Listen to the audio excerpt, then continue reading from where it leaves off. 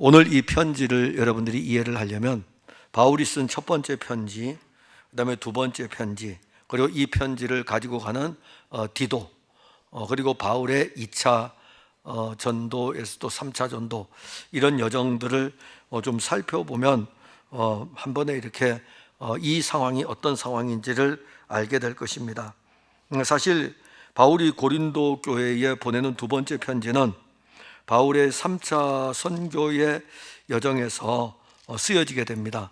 그러면 이제 3차 선교의 여정에 쓰여지게 되면 2차 선교 때 고린도 교회가 세워졌습니다. 2차 선교 때 고린도 교회가 세워졌고, 그리고 이제 고린도 교회가 문제가 있었어요. 문제가 있었기 때문에 고린도 교회에 첫 번째 편지를 3차 선교를 하면서 첫 번째 편지를 보냅니다. 첫 번째 편지를 보내는데 바울이 3차 선교를 하는 주 사역지는 에베소입니다. 그래서 이 에베소에서 약 3년 동안 사역을 하기 때문에 바울의 이 편지글이 에베소에서 첫 번째 편지가 쓰여져서 고린도 교회로 갔습니다. 고린도 교회는 2차 때 세운 교회이기 때문에 우리가 생각할 때에는 어떤 면에서 보면은 교인들의 신앙이 탄탄히 이렇게 서 있지 못한 상태였습니다. 그러다 보니까는 교회 자체 안에서 많은 문제들이 일어날 수밖에 없었고, 그래서 이제 그 문제를 위해서 첫 번째 편지를 쓰고, 그 다음에 이제 두 번째 편지를 또 쓰는데, 이 두 번째 편지를 쓰는 과정 속에서 바울이 이제 움직이게 됩니다. 에베소를 나와가지고 마게도냐를 가야 되는데, 이 마게도냐에 가기 전에 드로아에 도착을 해야 돼요. 왜냐하면 이 드로아가 당시 항구 도시인데, 이 드로아에 도착해서 먼저 디도를 보낸 거예요. 가서 고린도 교회가 지금 이런 상황이니까는 이 편지를 가지고 가서 너가 이 첫 번째 편지의 이 문제를 고린도 교회가 어떻게 잘 했는지, 그리고 나하고 드로아에서 만나자 그랬어요. 그럼 이제 드로아에서 바울이 에베소를 떠나서 드로아에 왔겠죠. 마게도냐로 가려고 하다가 드로아에 잠시 머물게 되면서 여기에서 디도를 만나야 되는데 디도를 만나지를 못했어요. 이 편지 안에 바울이 얼마나 예수 그리스도로 풍성한 사람이고, 또 바울의 우리가 편지글을 보게 되면은 그리스도라는 이 자체가 각 교회들에게 굉장히 많이 기록이 되어 있고, 바울의 신앙에 대해서 의심할 수 없을 정도로 참 바울은 대단한 존재다라는 것을 알게 됩니다. 그러니까 예수를 믿는 사람들 가운데 바울처럼 이렇게 풍성하게 예수 그리스도를 누린 사람은 드물 정도입니다. 그럼에도 불구하고 교회가 이제 드로아에서 만나기로 했는데 이 디도가 드로아의 그 약속한 장소에 오지를 않는 거예요. 자, 그러면 이제 어떨까요? 바울의 입장에서는 고린도 교회가 그 많은 문제를 일으켰기 때문에 교회에 지금 무슨 큰 일이 일어난 것인가? 그때는 휴대폰이 없던 시대이기 때문에 인편으로 사람이 올 때까지, 소식을 들을 때까지는 어떻게 판단할 수 없는 상황입니다. 근데 우리가 본문을 보게 되면은 5절에 보면은 우리가 마게도냐에 이르렀을 때에도 우리 육체가 편하지 못했다라는 이 표현을 볼 때에 드로아에서 만나기로 했는데 드로아에서 못 만난 거죠. 그럼 에베소에서 드로아로 떠날 때까지는 어떤 심정이었을까요? 이 디도가 고린도의 편지를 가져갔으니까 이 편지를 가지고 좋은 소식을 가져올 거라 생각을 했는데 못 만났으니까는 온갖 생각은 다 들어갈 수 있어요. 근데 한마디로 표현하면 육체가 편하지 못했던 거예요. 뭐 밥을 먹어도 밥맛이 없고, 사람들을 만나서 이야기를 해도 오직 관심은 고린도 교회 이 문제가 지금 어떻게 됐을까, 그리고 디도가 그 문제를, 고린도 교회는 디도가 가져간 이 문제를 어떻게 지금 접근을 했을까, 이것인데 드로아에서 못 만났잖아요. 그리고 바울의 걸음이 어디로 옮기냐면은 원래 마게도냐로 가려고 했으니까 드로아에서 배를 타고 탁 넘어가면은 마게도냐입니다. 그래서 이 마게도냐로 건너갑니다. 그래서 이 마게도냐에 이르렀을 때에도라는 5절의 이 표현은 그 표현입니다. 그러니까 마게도냐까지 이르는 동안에 지금 디도를 만나지를 못한 거죠. 드로아에서도 만나지 못했고 마게도냐에 이르렀을 때에도 아직 디도를 만나지 못해서 그가 이렇게 표현합니다. 육체가 편하지 못하였다. 육체가 편하지 못하였다. 그 표현은 바울은 영적인 것이 되게 강합니다. 영적인 것이 되게 강하지만 또 한 면에서 바울은 육체를 가지고 있어요. 우리는 영과 육을 가지고 있습니다. 영과 육을 가지고 있는데 이 영과 육에서 하나님의 영이 우리의 영을 붙들어 가지고 그리스도 예수 안에서 그리스도 예수로 공급되는 모든 것들이, 신령한 것들이 우리 안에 강해지는데 우리가 육체를 입고 있기 때문에, 그래서 바울은 이 육체가 내가 편하지 못하다는 것은 영이 편하지 못하다는 것은 아니고 영은 이미 주의 영에 붙들려 있기 때문에 그는 분명 강한 사람입니다. 그리고 주의 영이 주는 샬롬의 평강의 은혜를 압니다. 그러나 이 육체적으로 부딪혀야 될 이 문제 때문에 편하지 못했다라고 말씀을 합니다. 그래서 편하지 못하였는데, 또 보면은 디도를 만나지 못한 것 때문에 편하지 못했을 뿐만 아니라 또 더 나아가면 사방으로 환난을 당하여 밖으로는 다툽니다. 그러니까 디도를 만나서 좀 뭔가를 들었어야 되는데 이게 만나지 못한 것이 있고, 또 하나는 지금 바울이 사역을 하는 이 사역 속에서 사방에서 지금 사방으로부터 환난이 오는 것입니다. 그러니 밖에서는 이 환난으로 인해서 다툼이 일어나고 있고, 안에서 일어나는 것은 뭐냐면 두려움이에요. 그야말로 영적인 전쟁의 소용돌이와 같고, 그 소용돌이 속에서 바울 같은 경우에 지금 만약에 5절에 이러한 표현이라면은 그가 어디에 의지할 수조차 없을 정도로 그런 상황입니다. 그러니까 육신의 연약함을 우리는 볼 수가 있어요. 그래서 우리가 신앙생활할 때에 육신이 참 약하다는 것을 알아야 됩니다. 그러니까 우리 육을 가지고 활동하고 육을 가지고 움직이는 그 육신이 참 약하고, 이 육신이 되게 강한 것 같지만은 이 육신이 한없이 약합니다.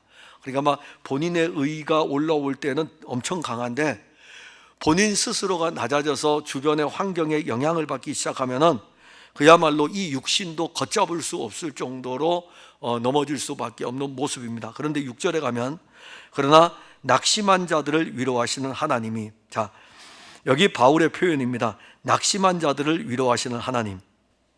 근데 역으로 이야기하면은 바울이 지금 드로아에서 디도를 만나야 되고, 그 다음에 마게도냐에 이르렀을 때 디도를 거기서라도 만났어야 되는데 만나지 못하니까는 육체로는 편하지 못한 상태인데 환난이 밖에서 일어나고 안에서는 두려우니까 이 표현을 하나로 얘기하면 낙심이죠. 낙심.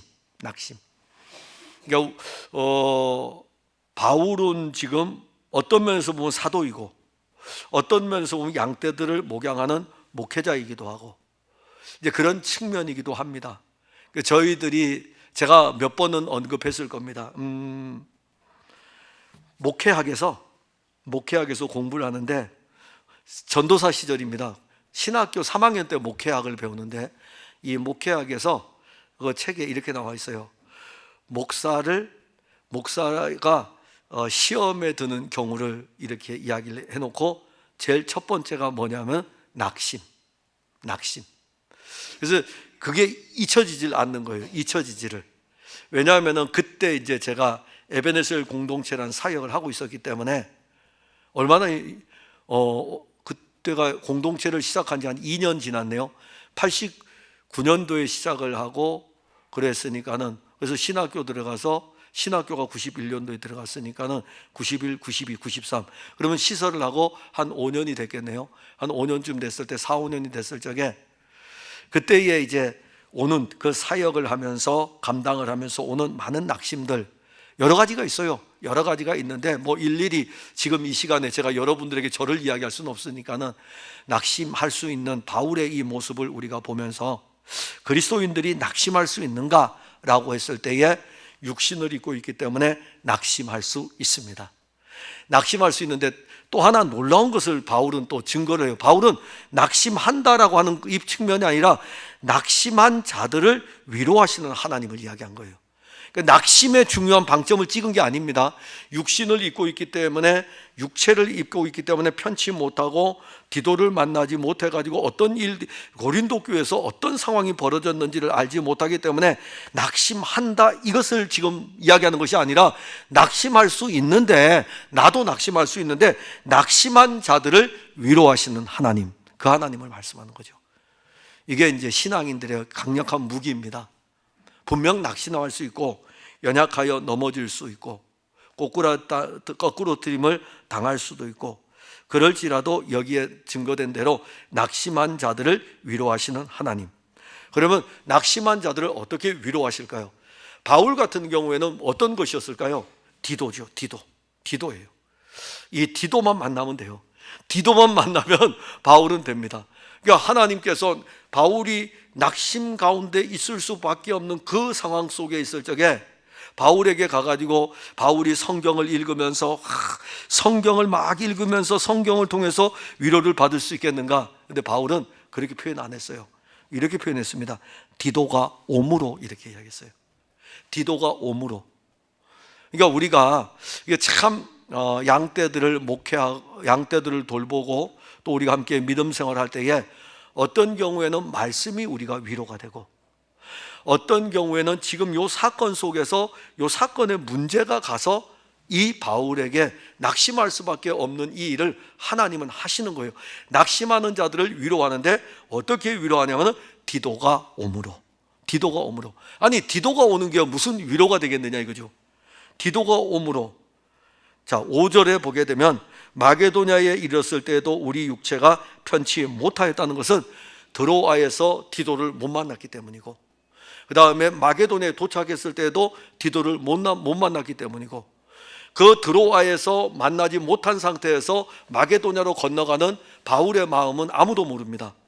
그 육체의 그 편치 못하는 마음을 아무도 몰라요. 그래서 드로아에서 마게도냐로 건너갔는데 혹 마게도냐에 와 있겠지 이런 생각을 했지만은 마게도냐에 이르렀을 때도 디도를 못 만났어요. 그러니까 그 육체가 편치 못한 거죠. 그래서 낙심할 수밖에 없는데 낙심한 자를 위로하시는 하나님이 얼마나 멋진지를 알려주면서 디도가 옴으로, 디도가 온 거예요. 즉 마게도냐에 있을 적에 이제 디도가 오게 되고, 디도가 와서 우리를 위로했다 이렇게 말씀합니다. 아니, 디도가 왔는데 무슨 위로가 될까요? 디도가 왔는데 무슨 위로가 될까요? 제가 지금 이 육체의 몸이 엄청 피곤한 상태거든요. 왜 그러냐면은 주중에 익산에 그 교회가 개척하는 교회가 있는데, 개척하는 교회가 건물은 얻어놓고 그 건물이 어느 목사님이 건물을 얻어서 리모델링을 하다가 인테리어를 하다가 뇌졸중이 온 거예요. 그래서 인테리어가 중단이 된 상태에서 다른 후임자에게 넘길 수밖에 없었고, 후임자가 이제 그 교회를 인수를 해서 인테리어를 해야 되는데 뭐 한숨만 짓는 거죠. 이것을 어떻게 해야 될지. 그래서 화요일 날은 새벽 기도 끝나고 우리 후배 목사님들 몇 분을 제가 불러가지고 가서 수도 배관이라든가 샤워실 칸막이 공사라든가 이런 걸 도와주고, 그 다음에 목요일 날은 다시 우리 교회 전기를 만질 수 있는 집사님 해가지고 가서 전기 공사를 다시 다 해주고, 그렇게 이제 오다 보니까는 그 다음에 필리핀 가서 빌립보서 세미나 준비해야 되니까 그거 준비해야 되죠. 주일날 설교 또 준비해야 되죠. 그러니까는 육체가 지금 피곤한 건 사실이에요. 근데 이제 그분이 전기 공사를 끝나고 난 다음에 여기 도착을 했을 때 밤 11시가 넘었어요. 그래서 오자마자 샤워도 못하고 그냥 세수하고 그냥 저도 잤어요. 그 다음날 새벽 기도가 있기 때문에 그냥 잠잤어요. 그냥 잠잤는데 자고 일어났더니 톡이 와 있더라고요. 그 톡에 그날 전기 공사를 마치고 부산으로 내려가신 집사님은 잘 내려가셨는지 하고 딱 올라있는데 얼마나 피곤했겠어요. 막 졸리죠. 막 일 다 끝나고서 식사하고서 이제 부산으로 내려갔는데 그래서 저도 아직 연락 못 해봤다고, 육체가 피곤하니까. 근데 이제 제가 답장을 안 하고 있었거든요. 안 하고 있다가 학교에서 이렇게 딱 만났어요. 만났더니 얼마나 반가워하는지. 그래서 왜 그렇게 반가워해 했더니 전기공사 한 사람은 잘 갔는지, 그 다음에 우리 같이 일했던 사람들은 몸이 피곤해서 괜찮은지. 근데 이렇게 건강한 모습으로 얼굴을 뵈니까는 너무 좋다 이겁니다. 아, 그래요? 그 일도 그럴 수 있구나. 그러다가 이번 주 설교가 이 부분이었잖아요. 그러니 바울의 입장에서 봤을 적에 교회 하나가 달려있는 엄청난 문제거든요. 근데 드로아에서 못 만났고 마게도네에서도 못 만났는데 낙심할 수밖에 없는데 하나님이 어떻게 위로하냐면 디도를 보내줘가지고 위로해 주니까는 디도를 만나자마자 그냥 그 자체가 그에게는 위로가 되었던 것입니다. 그러니까 사실 우리 그리스도인들은 누구를 만나든지 간에 그 사람으로 인하여서 사실 위로가 되어야 됩니다. 우린 연약할 수 있고 우린 넘어질 수 있습니다. 왜냐하면 그게 우리의 육체의 본성이, 우리 중에 완벽한 사람이 어디 있습니까? 우리 중에 완벽한 사람은 한 사람도 없습니다. 이 육체는 우리의 늘 연약을 나타낼 수밖에 없는데 이 육체의 연약함 가운데서도 하나님은 우리에게 일하실 때에 디도가 옴으로 바울과 디모데를 위로하였듯이 하나님은 바로 옆에 있는 여러분들을 통해 가지고 하나님은 또 위로도 하십니다. 그래서 이 공동체를 세워가는 거죠. 디도가 옴으로 우리를 위로했는데 7절에 보면은 그가 온 것뿐 아니요, 그러니까 온 것 자체가 위로예요. 온 것 자체가. 근데 거기에다가 덤으로 더 따라오는 거죠. 온 것뿐 아니요, 오직 그가 너희에게서 받은 그 위로로 위로하고. 자, 여러분들 이 부분을 이해를 하려면 우리가 이것을 보면 돼요. 자, 바울이 고린도 교회 편지를 보냅니다. 디도가 갑니다. 그 편지 안의 내용은 별로 안 좋아요. 아니, 편지의 내용이 고린도 교회 성도 여러분 너무너무 좋습니다. 난 당신들 때문에 힘을 얻고 당신들 때문에 용기를 얻고, 이런 편지를 가져와서 이렇게 읽을 적에는 그럼 디도를 데리고 우리 집에 와서 같이 식사하고 이 집 저 집 다 칭찬할 거 아니에요. 그런데 그 편지 내용은 다른 것이 아니라 이런 문제가 있습니다, 이런 문제가 있습니다, 이런 문제, 전부 다 문제투성이의 편지를 가지고 온 거예요. 그러면 이제 고린도 교회가 이 편지를 받아보게 됩니다. 그런데 이 편지를 받아볼 때에 고린도 교회는 충격이죠. 그 많은 문제들이 자기네 교회 안에 지금 있었다는 것이고, 그게 누구입니까? 고린도 교회 성도들이죠. 이 편 저 편 나누어져 있는 거 딱 거론하고 있고, 그 다음에 거기에다가 은사에 대한 문제가 잘못되어 있는 거 거론하고 있고, 부활의 신앙도 바르게 안 가지고 있는 것에 대해서 거론하고 있고, 성도 간의 불신법정에서 소송하는 건 문제 때문에 거론하고 있고, 이런 문제들이 다 거론되고 있는데 그 편지를 딱 가져왔는데 디도가 가져왔어요. 그럼 여러분들이라면은 그런 사람을 여러분들 집에서 같이 불러들여 가지고 식사도 나누면서 이 디도를 받아들일 수 있을까요? 잠시 저 가세요. 우리 교회 문제는 우리가 알아서 해결하고 난 다음에 이렇게 하겠죠. 그런데 디도가 거기 갔을 적에 디도로부터 이제 이야기를 듣는 거예요. 들어보니까는 고린도 교회 성도들이 자기를 얼마나 따뜻하게 맞아줬는지를 모른다 이겁니다. 그래서 너희에게서 받은 그 위로, 이 문제에 있는 이 많은 문제를 가지고 갔는데 오히려 고린도 교회 성도들이 디도를 위로해 주는 거죠. 그래서 디도가 와서 마게도냐에서 바울을 만나가지고, 바울 사도요, 고린도 교회를 갔었는데 그 편지를 전해줬더니 고린도 교회 성도들이 이렇게 따뜻하게 영접해주고 위로를 해줍니다 라는 이야기를 들었을 때, 하나는 디도의 얼굴을 본 것만도 위로인데 그 디도로부터 고린도 교회 성도들로부터 환대를 받은 그런 이야기를 들을 때에 그것은 무엇을 이야기할까요? 고린도 교회 성도들이 바울이 보낸 편지를 받아들였다는 것입니다. 이 편지를 받아들였기 때문에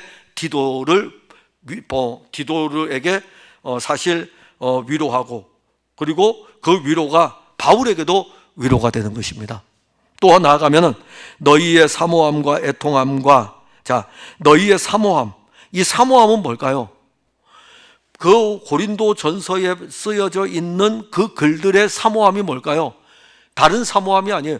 그 고린도 교회의 편지를 쓰면서 이 고린도 교회 편지에 고린도전서 12장에 가게 되면은 무엇이 언급이 되냐면은 아무도 성령으로 말미암지 않고는 그리스도를 주시라고 할 수 없다, 예수를 주라고 할 수 없다라는 그 표현이 있는데, 첫 번째 출발은 예수의 복음에 대해서 출발해 가지고 문제들을 거론하지만은 끝까지 예수 그리스도를 그들에게 공급해 가지고 이 문제들을 예수 그리스도로 접근해 가지고 이 고린도 교회 성도들에게 누구를 사모하게 하냐면 예수 그리스도를 사모하게 하는 거예요. 이게 바울이 고린도 교회 편지를 쓰면서 남겨준 놀라운 생명의 말씀입니다. 어찌하든지 간에 고린도 교회 성도가 연약 가운데 있을지라도 그 연약의 문제들 하나하나 접근하면서 이들을 너희의 사모함과 고린도 교회 성도들의 사모함은 바로 그리스도를 사모하는 그 사모함이고, 그 다음에 애통함과 그리스도께서 공급하여 준 그 많은 은혜를 입었음에도 불구하고 그 은혜를 누리지 못하고 여전히 육신으로 살려고 하는 그것에 대한 애통함. 너희들이 그것을, 즉 육체를 가지고 있음으로 인해 가지고 감당하지 못하는 일들이잖아요. 근데 예수 그리스도의 복음은 받았는데 육체의 연약함 때문에 자기들이 이 부분을 이기지 못하는 애통함과, 또 하나는 나를 위하여 열심 있는 거. 여기 바울을 위해서 열심 있는 거 무엇일까요? 바울의 사역을 위해서 열심 있는 거. 바울이 전한 그리스도의 복음을 받아들여서 그 복음 위에서 서 있는 거. 이것이 바로 디도에게서 보고가 된 거예요. 그래서 우리에게 보고함으로 우리에게 그걸 보고한 거예요. 자, 이러한 보고를 마게도냐에서 바울이 디도로부터 받았어요. 얼마나 기쁠까요? 얼마나 기쁠까요? 정말 기쁜 일이죠. 우리가 오늘 이태천 형제가 나왔을 때 정말 기쁘잖아요. 정말 기뻐요. 제가 밖에 밥 먹고 나서도 어깨를 감싸 안으면서 서로 조금 이야기를 하고 그랬는데 기쁩니다. 그 일도 기쁜데, 그 많은 문제를 안고 있는 교회가 바울이 쓴 편지를 다 받아들이면서 그것을 가져온 사람도 받아들이고 그 편지도 받아들이고 이것을 디도가 와서 이렇게 보고하니까는 바울은 더할 수 없이 기쁘죠. 성도의 진정한 기쁨, 한 몸의 교회의 진정한 기쁨은 그리스도로 함께 세워져가는 교회인 것입니다.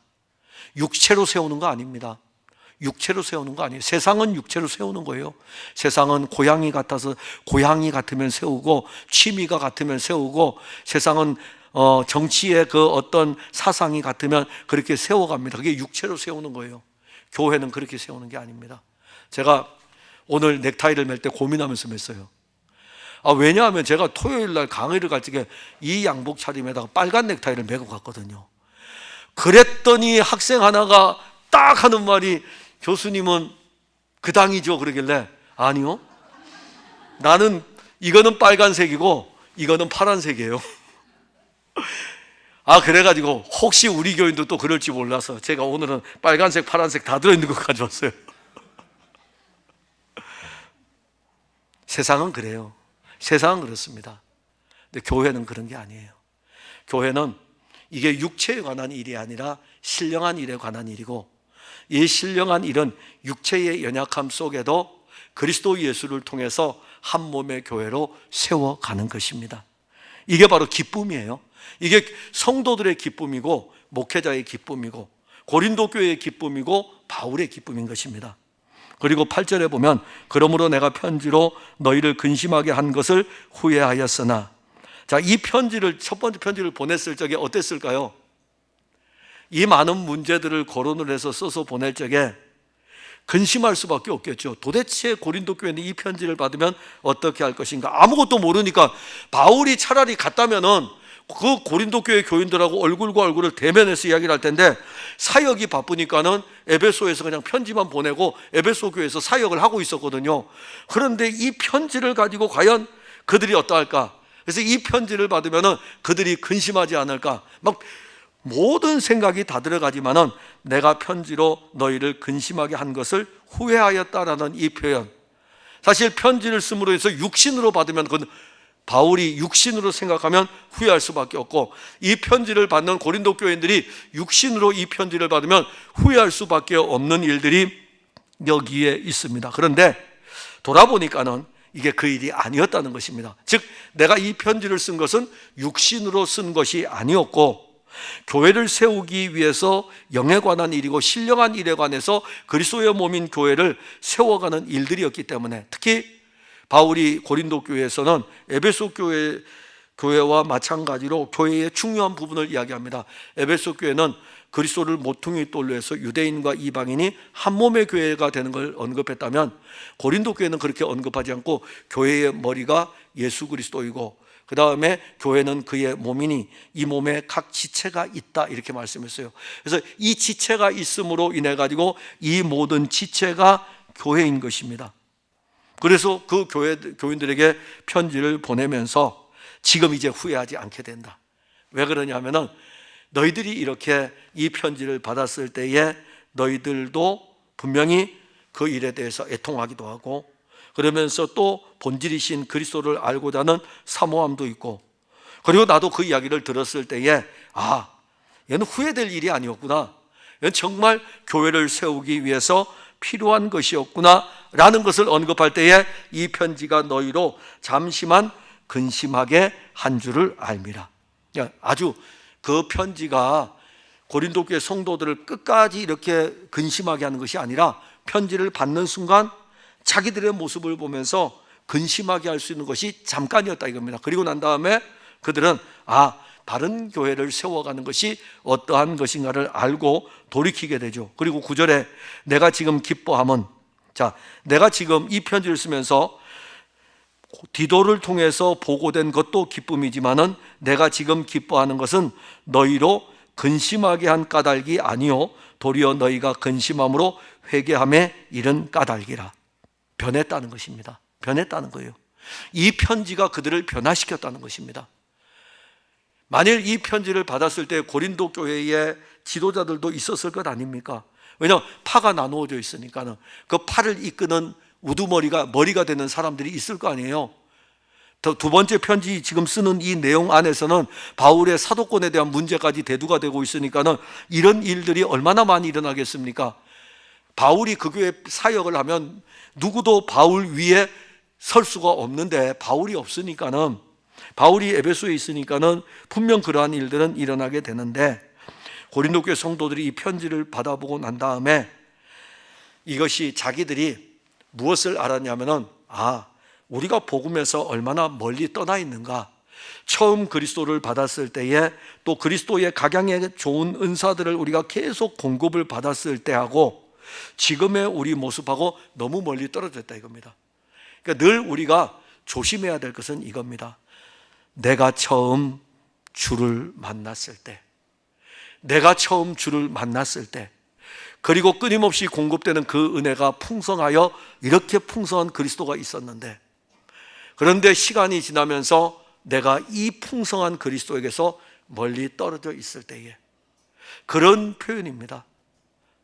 그러면 어떻게 할까요? 그 다음에 회개에 이른다라는 말은 처음 주를 만났을 때 그 주님에게로 돌아가게 되고, 그 주님에게로 돌아가게 되면 구속의 은혜, 처음 주를 만났을 때에 그 은혜가 있으니, 그래서 나는 기뻐할 수 있는 것은 너희들이 잠깐만 근심하고 오히려 구원의 은혜 안으로 다시 돌아왔기 때문이다. 그래서 그 부분을 증거할 때 9절에 너희가 하나님의 뜻대로 근심하게 된 것은 우리에게서 아무해도 받지 않게 하려 함이라. 여기 이제 그들이 돌아오지 않는다면 결국 교회는 무엇이 들어갈까요? 교회는 거룩한 7위가 들어갈 수밖에 없거든요. 그런데 그 7위가 시행되기 전에 한 몸의 교회로서 이렇게 바르게 세워져 가는 것이 얼마나 유익한가라는 것을 알려주는 것입니다. 그리고 10절에 보게 되면 하나님의 뜻대로 하는 근심, 이게 바로 하나님의 뜻대로 하는 근심이에요. 하나님의 뜻대로 하는 근심은 하나님의 뜻을 이루는 근심이고, 하나님의 뜻을 향하여 나아가는 근심이고, 육체의 연약함으로 인해 가지고 하나님 아버지의 뜻과의 이 괴리가 굉장히 넓거든요. 그런데 하나님은 이 하나님의 이 높고 높은 이 엄청난 것들을 그의 영을 통해 가지고 우리에게 공급해 주었는데, 육체를 입고 있는 우리들이 이 육신에 이끌려 가다 보니까 이 엄청난 것들을 알지 못하는 거예요. 이 알지 못하기 때문에 하나님의 뜻은 이들이 그리스도를 통해서 아버지의 이 거룩한 품성에까지 이르기를 원하죠. 그래서 그게 하나님 아버지가 늘 가지고 있는 거예요. 그래서 하나님의 뜻대로 하는 근심은 이런 근심입니다. 신령한 근심이에요. 아버지의 뜻에 대한 근심이에요. 아버지의 뜻에 대해서, 아버지의 뜻이 그리스도를 통해서 우리에게 이루어졌을 때에 우리가 과연 거기에까지 신앙이 도달해 있을까? 늘 이것이 근심이 되죠. 그런데 이 하나님의 뜻대로 하는 근심은 후회할 것이 없다 이겁니다. 왜 후회할 것이 없냐면 우리는 그리스도를 늘 갈망하기 때문에 아버지의 뜻이 하늘에서 이루어진 것처럼 우리에게도 이루어지기를 원합니다. 우리에게도 이루어지기를 원합니다. 그게 우리의 관심이에요. 그래서 이루어지지 못하는 육체로 인해서 이루어지지 못하는 이것 때문에 근심할 수밖에 없고 염려할 수밖에 없는 이것은 오히려 육신의 연약함으로 넘어졌을 때에 돌이켜 회개하고 주께로 돌아가는 기회가 되기 때문에 이런 근심은 충분히 하셔도 됩니다. 그러니까 여러분들이 다음 주부터는 이제 우리 SFC 운동원들 부모님들이 기도회를 하겠죠. 제가 알기로는. 그런데 얼마나 자녀들 때문에 근심이 많습니까? 근데 이 자녀들에 대해 근심하는 게 무엇이죠? 다른 거 없어요. 내 아이가 교회 학교에서 예배 잘 드리고 예배를 통해 가지고 그리스도 예수를 만나고 그거 외에 뭐 다른 소원이 뭐 있겠습니까? 아니 교회 학교에서 세상 학교처럼 시험을 봅니까? 뭘 합니까? 아니, 교회 학교에서 시험을 치른다 그러면 부모들 뭐 1등을 하든 2등을 하든 별 관심 안 들 거 아니에요. 그저 교회 학교를 통해서 예수님을 만나는 거. 그런데 내 자녀를 생각할 때마다 얘가 될까 안 될까 이런 것으로 인해서 근심하는 거, 이것은 좋은 거예요. 그건 우리에게 있어야 돼요. 문제는 이것과 대조돼서 나오는 하나의 근심이 있는데 세상 근심입니다. 이 세상 근심은 육체로 인해서 이 세상 속에서 살아가는 속에서 육체로 인해서 우리에게 나타나는 근심인데 이 두 근심을 이렇게 이야기합니다. 하나님의 뜻대로 하는 근심은 우리를 구원에 이르게 합니다. 왜냐하면 그리스도를 세상 가운데서 건져내고 육체가, 이 구원이라는 의미는 뭐냐면 죄에서 구원이 아니고 구원은 폭넓게 사용이 됩니다. 죄에서 의로 가는 것도 구원이고 사망에서 생명으로 가는 것도 구원이고 세상에서 그리스도에게로 가는 것도 구원이고, 그러니까 이 이동 이렇게 이동되는 것이 구원입니다. 여기에서 여기로 옮겨지는 것이 구원인데, 그러면 하나님의 뜻대로 하는 근심은 지금 육체로 인해서 근심하게 되는 이 일들 속에서 이제는 하나님에게로 나아가게 하는 바뀌어진 것을 우리에게 알려주니까 구원인 거예요. 그럼 세상 근심은 뭘까요? 여기 하나 언급되는 게 세상 근심은 결국 하나님께로 나아가지 못하게 하고 세상에 머물게 되고, 세상 근심은 세상에 딱 다 머물러 있습니다. 세상에 머물러 있고 이 세상 근심하다가 그냥 인생을 끝내기 때문에 그 사람 인생은 사망인 것입니다. 하나님 뜻대로 하는 근심은 하나님께로 나아가기 때문에 그분으로 말미암은 구원이요 생명이라면은 세상 근심은 또 다른 거예요. 그러니까 우리가 그리스도인들이 세상 근심을 여러분들이 지고 가는 그런 어리석음에서 벗어나야 되는 것은 이미 그리스도는 세상만 지고 간 것이 아니라 죄도 지고 갔어요. 우리 모든 것을 다 지고 가셨기 때문에 그를 믿는다면 우리는 그에게로 나아가면 돼요. 그에게로 나아가고 이미 그분은 우리에게 많은 것들을 공급해 주었으니까 제가 나가라고 하는 것은 이미 받은 은혜가 있기 때문에 육신으로 할 수 없는 그것을 하나님 하시기 때문에 그리스도에게로 계속 나아가 그리스도를 공급받게 되면 이것이 우리에게 회개를 이루는 구원이고 기쁨을 주는 것입니다. 그러나 세상 근심은 그렇지가 않습니다. 그러니까 바울이 지금 근심했다라는 이 표현은 세상 근심이 아니라는 것입니다. 하나님의 뜻대로 하는 근심이에요. 왜냐하면 교회의 유익을 위해서, 고린도 교회 성도들을 위해서 그 일로 늘 염려하고 있었기 때문에 그 일의 이야기를 들을 때에 그가 때로 디도를 만나도 기뻤고 디도로부터 이야기를 들었을 때도 기뻤던 것은 그들이 그리스도에게로 돌아왔기 때문에 그러한 것입니다. 사랑하는 성도 여러분, 이처럼 교회라는 곳은 우리가 볼 때에 교회 진짜 너무 좋아, 아닙니다. 교회 생활할 때 처음 교회를 나온 사람은 교회가 너무 좋아요. 일단 예수를 처음 만나고 나면 너무 좋은데 그 다음에 구원받고 난 이후에 교회 공동체 안에서 함께 지어져 갈 때에는 이런 다양한 문제들이 일어날 수밖에 없습니다.